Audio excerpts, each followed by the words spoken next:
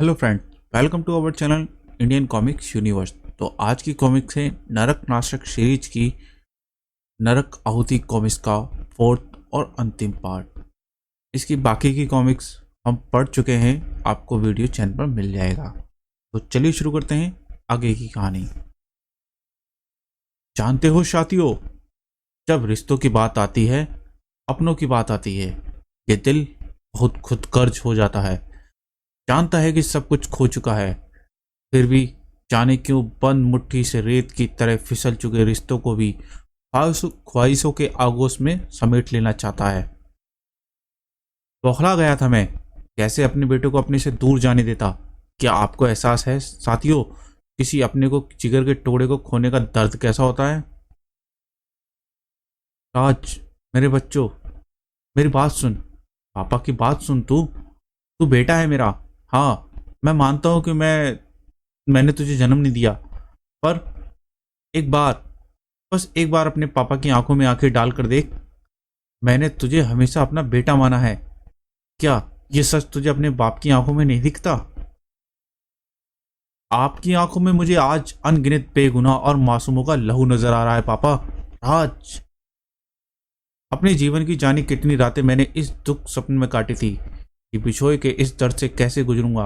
उस पल की वास्तविकता, उसकी पीड़ा में शब्दों में बयान नहीं कर सकता। ये वह एहसास है जिससे शायद हर वह पिता गुजरता है जब उसका बेटा उसकी अवहेलना करता है। अपने जीवन में हर इंसान कभी ना कभी अपने पिता की अवहेलना करता है, उसका दिल दुखाता है। आपने भी किया होगा, मैंने भी किया था। लेकिन पिता के दिल में उससे उठने वाली टीस का पैनापन आप सिर्फ तभी समझते हैं जब खुद आपकी औलाद आपके साथ वह सलूक करती है। हाँ, यही सच है। खूनी और भयसी हत्यारे हैं आप। जिन गुनाहगारों को आप आज तक मेरे साथ हाथों मरवाते रहे, सच तो यह है कि आप भी उन्हीं में से एक हैं।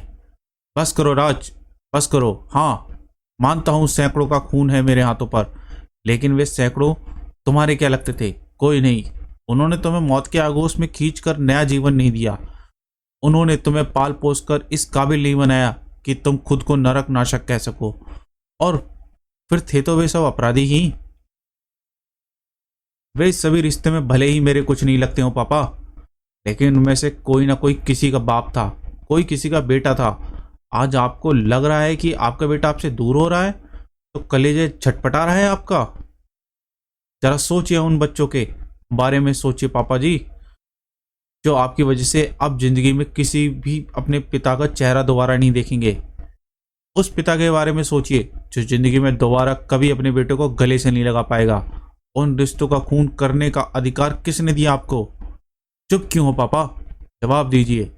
आप तो मेरे भगवान थे, और सैकड़ों निर्दोष मजलूमों का भगवान किसने बनाया आपको? सच तो यह है कि आप भगवान नहीं, मेरी नज़रों में तो आज से आप इंसान भी नहीं हैं। आप जहर का सौदा करने वाले हैवान हैं। चाहे वे अपराधी थे, लेकिन कानून से पहले आप उनके दुश्मन थे। इस्तेमाल किया आपने मेरा अपने दुश्मनों को मिटवाने में। अपराधी तो आप भी हैं। मुझे आपको भी मिटा देना चाहिए। नहीं नहीं नहीं। एक पिता के दर्द का एहसास पिता बनने पर ही होता है, जब औलाद इतनी बड़ी हो जाती है कि खुद को पिता से ऊपर समझने लगती है। जिस पिता ने सिवाय प्रेम के औलाद से कुछ ना किया हो, उसी पिता के आदेश से घृणा करने लगता है।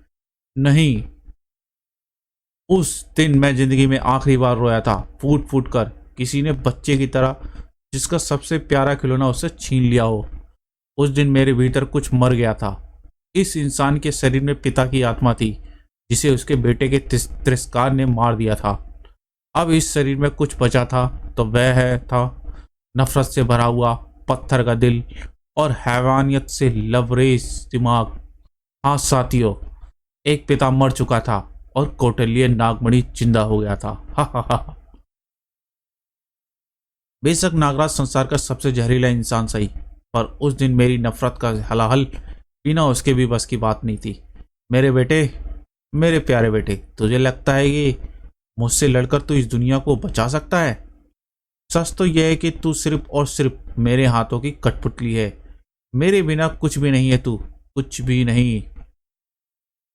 यकीन नहीं होता? अभी हो जाएगा, ये देख। शंकर सहनसा को फोन लगा रहा हूं मैं। उस बेवकूफ को लगता है कि वह मुझे धोखा देकर निकल सकता है। ओह पापा, नियति क्या हुआ मेरी बच्ची? मेरा सिर, ऐसा लग रहा है जैसे मेरा सिर दर्द से फट जाएगा। नागमणि का कॉल। नागमणि, ये सब तेरा ही क्या धरा है? क्या किया तूने मेरी बेटी के साथ? अपनी बेटी को इस हालत का जिम्मेदार मैं नहीं, तू खुद है शंकर सहनसा। मैंने कहा था ना कि मुझे डबल क्रॉस करने की कोशिश मत करना। ओह, ये दर्द बर्दाश्त से बाहर हो रहा है। मैंने नियति के मस्तिष्क में एक सूक्ष्म सर्प ट्रांसप्लांट कर दिया है। अगर तू मुझे अपनी नाग शक्तियां ईमानदारी से सौंप कर नियति को ले जाता तो मैं उस सूक्ष्म सर्प को नष्ट कर देता, पर तूने मुझे धोखा देने की कोशिश की। इसलिए तुझे कॉल करने के दौरान मैंने उस सूक्ष्म सर्प से जुड़ा नैनो एक्सीलेटर डिवाइस एक्टिवेट कर दिया। अब ये सूक्ष्म सर्प नियति के मस्तिष्क के भीतर ही अपना आकार बढ़ाता रहेगा जब तक उसके मस्तिष्क को किसी पके तरबूजे की तरफ फाड़कर बाहर नहीं आ जाता। नहीं, तुम ऐसा नहीं कर सकते नागमणि। कौटल्य नागमणि की भावनाओं को उसकी कमजोरी समझने की भूल कर दी तूने शंकर सहनसा। अब इसकी कीमत तेरी अपनी बेटी जान से चुकाएगी। नहीं नागमणि, तो तुम जो भी कहोगे मैं वैसा ही करूंगा। मेरी बच्ची को छोड़ दो। तेरे पास सिर्फ एक ही विकल्प है, यूं टरले और नेति वे अपनी असली नाग शक्तियां समेत मेरे कदमों में आकर गिर जा। मैं आपको इस तरह से नियति की जान से नहीं खेलने दूंगा। हा हा हा। औलाद चाहे कितनी भी बड़ी क्यों ना हो जाए, पर इतना याद रखना बेटा कि बाप आखिर बाप ही होता है। नियति की जिंदगी सिर्फ और सिर्फ मेरे हाथों में है और उसकी कीमत सिर्फ शंकर सहनसा को ही नहीं चुकानी, कर्जदार तुम भी हो मेरे बच्चे। उस नाग मंदिर से जो मूर्ति तुमने शंकर सहनसा के लिए हासिल की वह तुम अब मेरे हवाले करोगे फौरन। देव कालजी की मूर्ति? पर आपको वह मूर्ति क्यों चाहिए? शंकर सहनसा तुम्हारा प्रयोग किसी साधारण मूर्ति को हासिल करने के लिए नहीं करेगा। यह मूर्ति अवश्य ही नाग शक्तियों का स्रोत है, ऐसा स्रोत जिसे पाने के लिए शंकर सहनसा भी लालियत है। जाहिर सी बात है, जिसके पास वह मूर्ति होगी वही नाग शक्तियों को कंट्रोल करेगा। इसलिए वह मूर्ति मेरे हवाले कर दो राज, फौरन, वरना नियति की मौत के हवाले हो जाएगी। इसी समय शंकर सहनसा की गाड़ी इमारत की दीवार तोड़ते हुए भीतर दाखिल हो गई।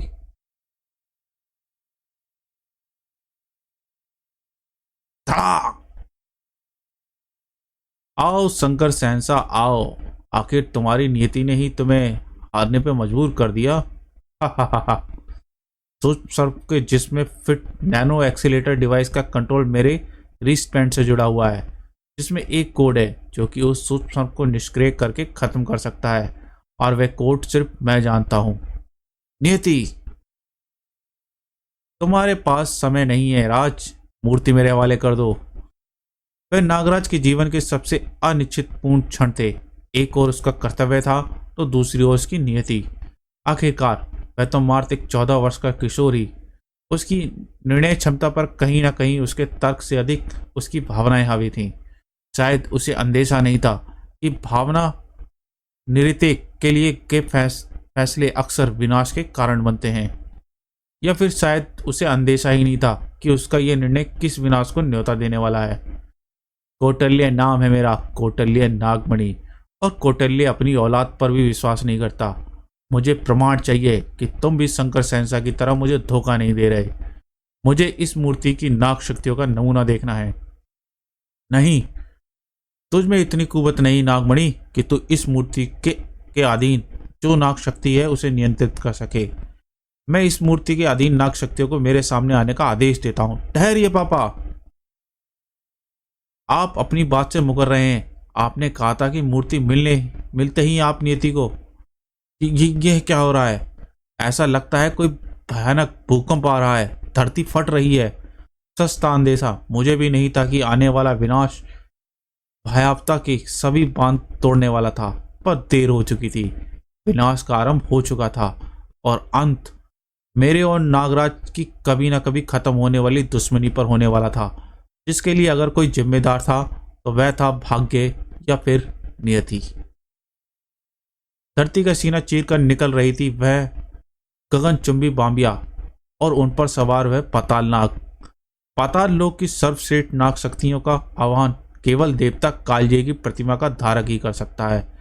किसने किया है तक्षराज और पाताल सेना का आह्वान? पाताल नाग सेना। ये नाग तो सिर्फ देव कालजे के अधीन होते हैं, इन्हें कोई मानव नियंत्रित नहीं कर सकता। इन्हें वापस पाताल में लौट जाने का आदेश दो नागमणि, वरना ये पूरा महानगर को तबाह कर देंगे। यहाँ इमारतों की जगह सिर्फ बामियां नजर आएंगी। इससे पहले कि मैं तक्षराज या उसकी सेना को कोई भी आदेश दे पाता, मैं देव काल्य की मूर्ति का धारक कौटल्य नागमणि तुम्हें आदेश देता हूं, तक्षराज की इस नगर को बांबी। अब तू किसी को कोई आदेश नहीं दे पाएगा नागमणि, क्योंकि बुलडॉग तेरे लिए मौत का आदेश लेकर आया है। उफ, बुलडॉग तू जिंदा है? इसके गले में सम्मोहन माला नहीं है। मेरे मत बनाना बोलने से पूर्व ही बुलडॉग के वार से मेरा मस्तिष्क अंधकार में डूब गया।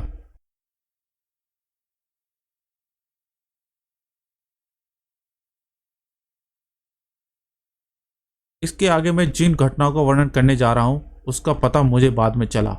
घटनाएं इतनी अप्रत्याशित थीं और इतनी तेजी से घटित हो रही थीं कि सबके दिमाग कुंद हुए जा रहे थे। कुछ देर पहले एक दूसरे के खिलाफ लड़ने वाले एकजुट होकर उस महाविनाश से जूझने की कोशिश कर रहे थे। ठहरो तक्षक राज, बंद करो ये विनाश लीला। परे हट जाओ नरक नाशक, मुझे और मेरी सेना को देव काल्य की मूर्ति के आह्वान पर बुलाया गया है। मैं आह्वान करने वाले का आदेश मानने को विवश हूं। अब तो यह नगर बामी बनकर ही रहेगा। नरक नाशक की उस समय अपनी अलग प्राथमिकता थी। त्रिशर्पी, सिविलिया, तुम लोग कुछ देर पाताल नागों को उलझाए रखने की कोशिश करो। मुझे नियति को बचाना होगा। मुझे नियति को फौरन यहां से दूर ले जाना होगा। उफ, पूरे महानगर में भीषण भूकंप आ रहा है। धरती फटने से बहुमंजिला इमारतें रेत के घरोंदों की तरह ढह रही हैं और धरती फाड़कर पाताल नागों की बामियां निकल रही हैं, जो कि बची हुई इमारतों को अपनी चपेट में ले रही हैं। शायद जीवन में पहली बार भावनाओं का आवेग सुनामी बनकर उबड़ा था और कर्तव्य के बांध को तिनकों की तरह रोनते हुए विनाश की ओर बढ़ रहा था। नियति को कोलाहल से दूर एकांत स्थान पर लाना जरूरी था, क्योंकि नियति की जान बचाने का यही एक आखिरी तरीका था। मुझे नियति को सम्मोहित करना होगा।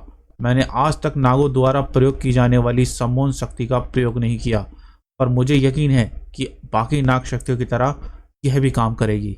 इसे काम करना ही होगा। नियति की आंखों के जरिए उसके मस्तिष्क और उसके मस्तिष्क में रोपित सूक्ष्म सर्प को अपने सम्मोहन आदेश में बांधना होगा। मुझे मेरी आंखों में देखो नियति, सिर्फ मेरी आवाज सुनो। लड़के ने वाकई उस असंभव को संभव कर दिखाया। उसके सम्मोहन में बना सूक्ष्म सर्प नियति की नशिका से बाहर निकल आया। कुछ ही क्षणों में नियति को होश आया।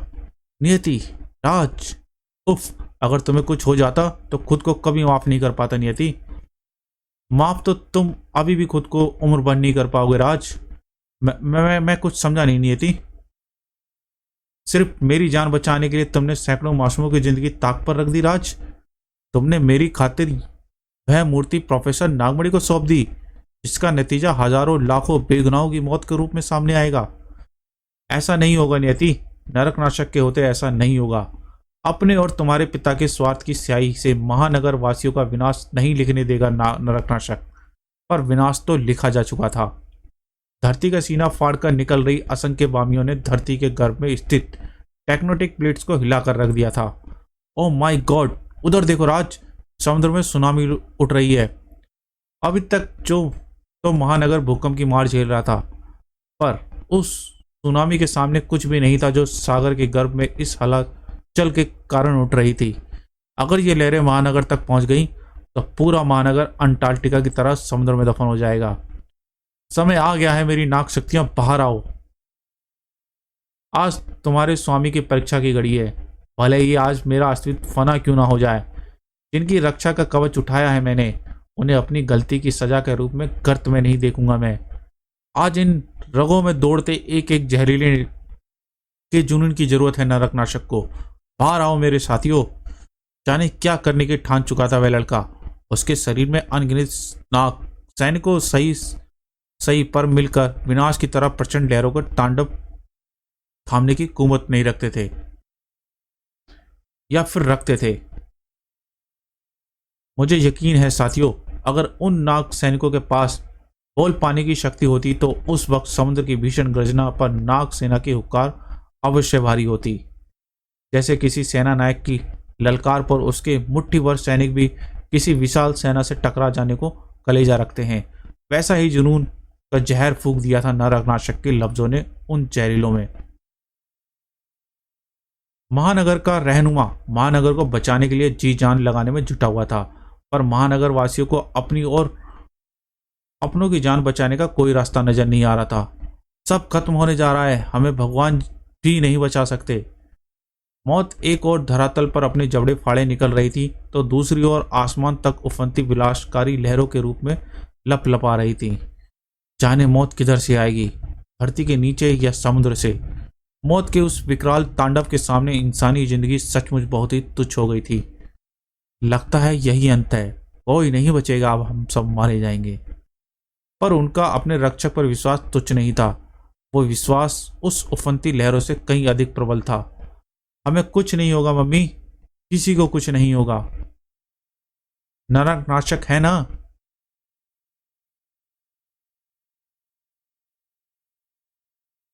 उफ राज, कब तक संभालोगे इस जलजले को राज, कब तक। उफ, मेरे शरीर में जितने भी नाग सैनिक मौजूद थे सब महानगर को बचाने में जूझ रहे हैं। नियति, नियति, मेरी रगों में दौड़ता विष, तीर विष कुछ ही मिनटों में दोबारा नाग सैनिकों का निर्माण शुरू कर देगा। वाकई अपनी रगों में दौड़ते जहर में पनपा एक एक नाग सैनिक झोंक दिया था उसने महानगर को बचाने में।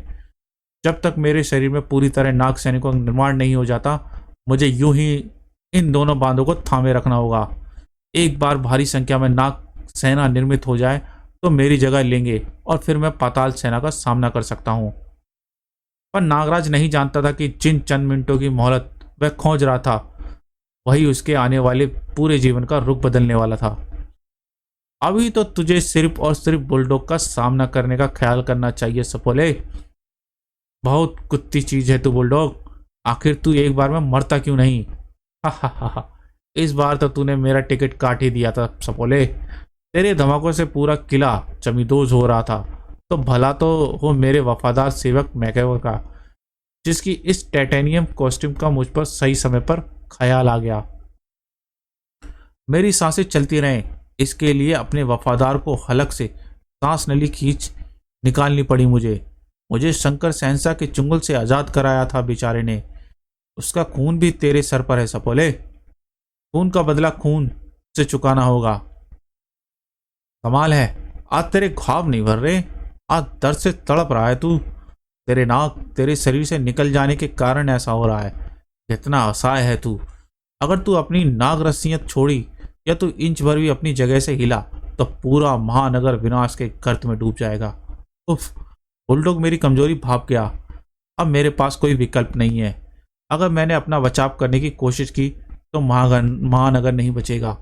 अगर मैं हिला तो बुलडॉग की गोली निश्चित रूप से मेरी जान ले लेगी। दोनों ही सूरतों में महानगर को बचाने में नाकाम हो जाऊंगा। अब अपना धर्म निभा सपोले और बुलडॉग के हाथों मर के मोक्ष प्राप्ति कर। नीति समझ गई कि आने वाला अगला पल सिर्फ उसका ही नहीं बल्कि इस दुनिया का भाग्य निर्धारित करने वाला है। धू, मर सपोले मर, नियति नहीं। दुनिया को एक महानायक की जरूरत थी और हमेशा रहेगी, और इस जरूरत की पूर्ति के लिए कुर्बानियां देनी पड़ती हैं। वह कुर्बानी देने की ठानी थी नियति ने। उस दिन नियति ने नरकनाशक की मौत अपने ऊपर नहीं ली थी, बल्कि उस दिन नियति ने पूरी दुनिया को नरकनाशक के रूप में जीवन जी दिया था। यकीनन उस क्षण से पहले कभी या उसके बाद आज तक नागराज ने खुद को इतना बेबस कभी नहीं पाया होगा। यह दृश्य देखकर कुछ क्षणों के लिए तो बुलडॉग भी हस्तप्रस्त रह गया। यह क्या नियति, मेरी मौत अपने सिर पर ले ली तुमने। अगर तुम मेरी जगह होते तो तुम भी यही करते राज। इससे पहले कि बुलडॉग दोबारा वार करता, वह नाग त्रिशूल उसके फौलादी कॉस्ट्यूम को उसके कलेजे को चीरता हुआ गया। शंकर सहसा होश में आ चुका था और नियति की तलाश में वहां पहुंच चुका था। तब तक देर हो चुकी थी। हरामजादे, कुत्ते की मौत मारूंगा तुझे। खचैक। टूटे पॉपुलर की साय के नीचे गिरता बुलडॉग भूकंप से फटी धरती में समाता चला गया और बदले की ज्वाला में धधकते शंकर सहनसा भी पाताल की गहराइयों में छलांग लगा दी। इंसानियत से शंकर सहनसा का आखिरी नाता नियति के रूप में था। आज तूने शंकर सहनसा को पूरी तरह हवान बना दिया कमीने। पाताल में भी चला जाए तो भी तू वहां से आकर तेरे टुकड़े करूंगा मैं। उस दिन से आज तक किसी ने शंकर सहनसा, उसके गुलाम विषप्रिय और बुलडॉग के बारे में ना तो कुछ देखा ना कुछ सुना।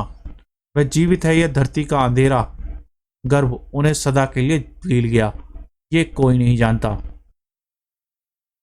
नरकनाशक से लिपटी हुई अपनी अंतिम सांसें गिन रही थी नियति। कितना बेबस था वह, चाहकर भी नियति को संभाल नहीं सकता था।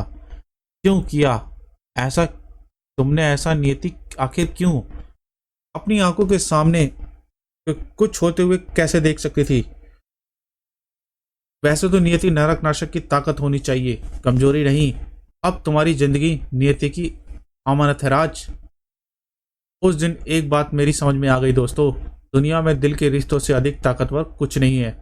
जिंदगी और मौत देने वाला भगवान भी नहीं। आज मेरे राज को किसी नकाब से पीछे छुपने की जरूरत नहीं होगी।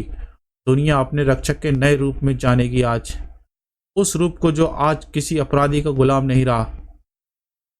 मेरा राज, नागों का राजा, मेरा नागराज, मेरा नागराज।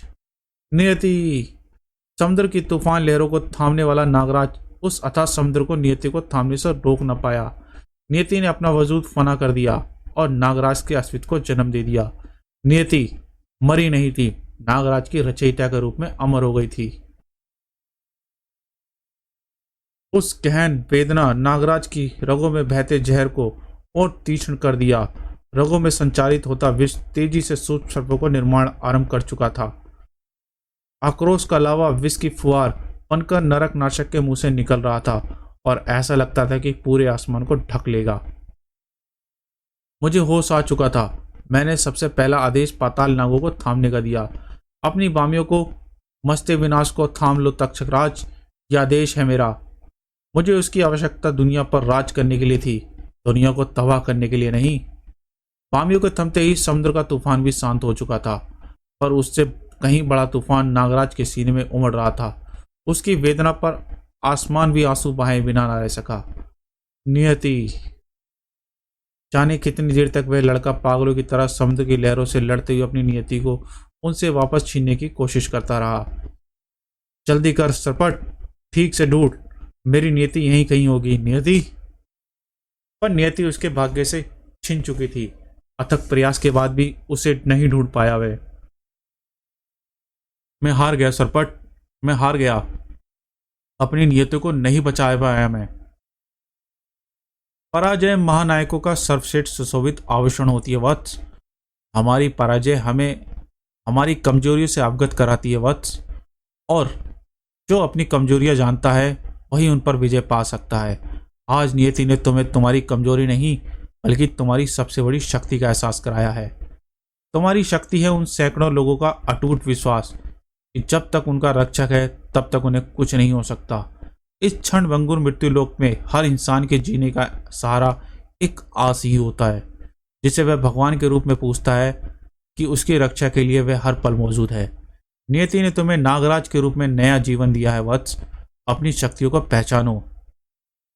देखो देखो, उन सैकड़ों निगाहों को देखो जिससे तुम्हारे लिए सिर्फ और सिर्फ अटूट प्रेम व विश्वास है। उठो वत्स, अपना धर्म निभाओ, अधर्म का नाश करो। नरकनाशक, नरकनाशक, नरकनाशक। जब तक इस शरीर में लहू का एक कतरा भी मौजूद है, महानगर को, इस देश को, इस संसार को नरक नहीं बनने दूंगा। यह मेरी अखंड प्रतिज्ञा है। पाप रूपी हर नरक का अनाश करेगा नरकनाशक नागराज।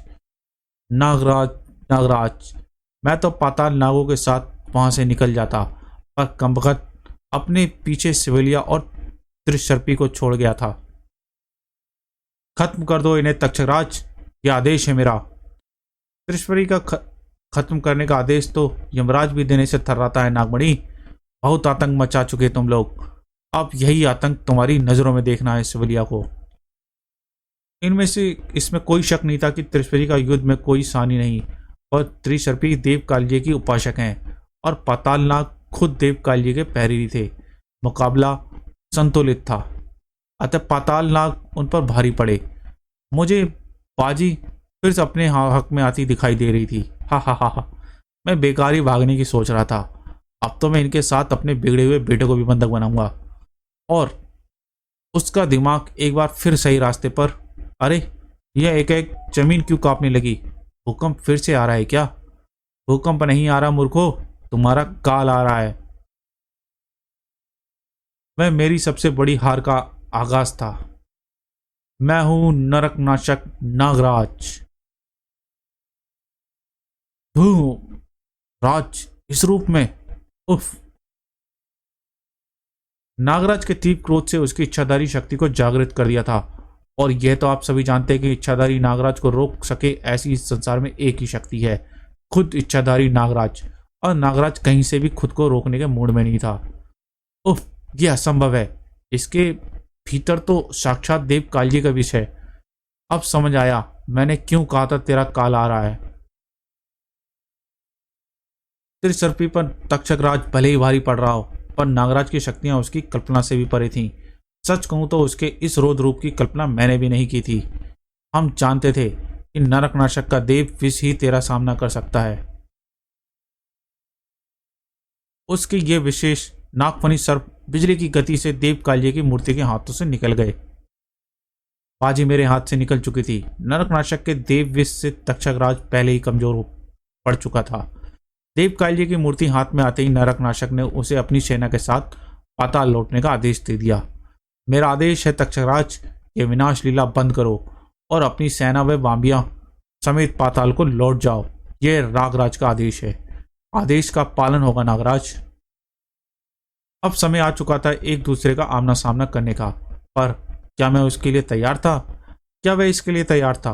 बहुत खूब। आखिरकार दुनिया के रखवाले ने दुनिया को तबाह होने से बचा लिया, पर क्या फायदा? तुम्हारी कहानी का मेन विलेन अभी जिंदा है।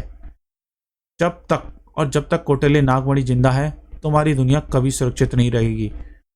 तुमने मुझसे मेरा बेटा छीना है, मुझसे मेरा सपना छीना है नागराज। नियति की ही तरह मैं तुमसे वह हर वस्तु छीन लूंगा जिसे तुम चाहते हो। मुझे अफसोस सिर्फ इस बात का है कि नियति को तेरी आंखों के सामने अपने हाथों से तड़पा तड़पा कर नहीं मार पाया। मेरे लिए मेरा बेटा, मेरा राज मर गया, और मेरे बाप को मैंने मार दिया। नागराज, मैं तुझसे अपना पिता कहने का अधिकार छीनता हूं। आज से हमारे बीच सिर्फ एक ही रिश्ता है, दुश्मनी का। कल तक जो रिश्ता जीने की वजह था, वह आज अंतरात्मा को कैंसर की तरह जकड़ता महसूस हो रहा था। इस जकड़ से मुझे हम दोनों को आजाद करना था। रिश्तों के घाव अगर नासूर बनकर सड़ने लगे तो उन्हें शरीर से काटकर फेंकना ही पड़ता है।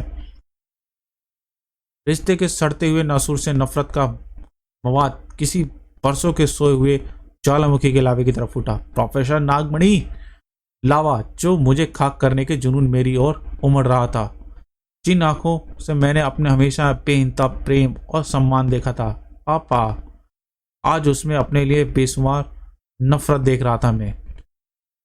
जिस लगते जिगर को कलेजे से लगाए बिना चैन नहीं आता था मुझे, वही जिगर का टुकड़ा आंखों में खून लिए मेरे टुकड़े करने के लिए दौड़ा था। पर शायद टूटे हुए रिश्ते का कोई कच्चा धागा अब भी मर्यादा की जंजीरें बनकर उसके वजूद को पकड़े हुए था। मुझ पर हाथ नहीं उठा पाया उसका, जिसके नाम से पूरा अपराध जगत कांपता। उस नागराज के हाथों मुझ पर उठाने से कांप रहे थे। यह नागवार काम भी मुझे ही करना था। रिश्ते की उस अंतिम डोर को, जिसे मेरा बेटा, माफ कीजिएगा, जिसे नागराज नहीं तोड़ पाया, उसे एक झटके से मैं निस्तनाबूद कर दिया मैंने। चटाक चटाक अपने बीच में आते साथियों को रोक दिया उसने। पूरी जिंदगी मैंने अपने बेटे की ऊंची आवाज में कभी डांटा भी नहीं था। आज वह रिश्ता खत्म होने पर इतना तो मेरा भी हक बनता था। दोस्तों, मेरे हाथ से एंटी वैनम गन थी, जिससे नागराज और त्रिशर्पी को वार किया मैंने। नागराज को शायद इस वार की अपेक्षा नहीं थी, वह चाहकर भी मुझे रोक न सका। उनकी साथी सिविलिया हुड ने बीच में आने की कोशिश की, पर उसके लिए वैनम गन थी मेरे पास। नागराज और त्रिशर्पी शरीर में से हो रहे विष का शरण से निर्भर हो चुके थे और सिल्विया के शरीर में विष फैलने से एंटी वैनम का असर नागराज और त्रिशर्पी पर कुछ ही समय तक रहना था, और उसके कुछ समय के लिए नागराज मेरे रहमो करम पर था। अगर मैं चाहता तो उसी समय वह जीवन समाप्त कर देता जो मैंने उसे 14 साल पहले बचाया था। पर उस दिन मैंने नागराज की जिंदगी दूसरी बार बचाई। मैंने उसे उस समय क्यों नहीं मार दिया? अगर आप पिता हैं तो आपको इस सवाल के जवाब की जरूरत नहीं, और अगर आप पिता नहीं हैं तो आप इस सवाल को कभी समझ नहीं सकते। पर एक बात तय थी, उसके बाद जिंदगी में कभी भी मेरा और नागराज का सामना किसी एक की मौत के रूप में ही सामने आएगा। आपकी भावनाओं की हम कद्र करते हैं प्रोफेसर। भावनाएं पाप को निर्बल बनाती हैं, इसलिए किसी भी पापी के लिए यह आवश्यक है कि वे अपने जीवन की से भावनाओं को उखाड़ फेंकें। एक नन्हा मृत बालक, आपका बेटा राज, फिर आपका हथियार नरक नाशक, और फिर मानवता का रक्षक नागराज कैसे बना ये हम आप सभी जान चुके हैं। नागराज की उत्पत्ति की यह महागाथा समाप्त हो चुकी है। अब हम सभी उस हथियार के बारे में जानना चाहते हैं जो अपने नागराज को खत्म करने के लिए बनाया है। क्या आप फिर से उस पर एंटी वैनम गन का प्रयोग करने वाले हैं? एंटी वैनम गन, हा हा हा हा। उस समय शायद वह उस पर कारगर हो जाती। आज नागराज की शक्तियों के सामने उसकी बिसात ही क्या। तो आखिर क्या है वह हथियार? हम भी तो जाने। बिल्कुल, आखिर पता तो चले। जिससे पूरा अपराध जगत नहीं मार सका, उसे आप कैसे मारेंगे? नागराज को दुनिया में सिर्फ एक ही ताकत मार सकती है, खुद नागराज। आओ मेरे बच्चे, साथियों, मिलो मेरे अभय अचूक ब्रह्मास्त्र। नागराज, यह तो नागराज है। मुझे शुरू से ही लग रहा था कि ये बाप बेटे मिले हुए हैं। भागो, नागराज आ गया। शांत हो जाइए साथियों, ये नरक नाशक नहीं है। इसके भीतर उमड़ती तीव्र पाप ऊर्जा महसूस कर सकते हैं हम। बेशक ये नागराज नहीं है, पर है कौन ये? ये मेरा असली बेटा है, नागदंत। मैंने नागराज को उसके जन्म की कहानी सुनाई थी।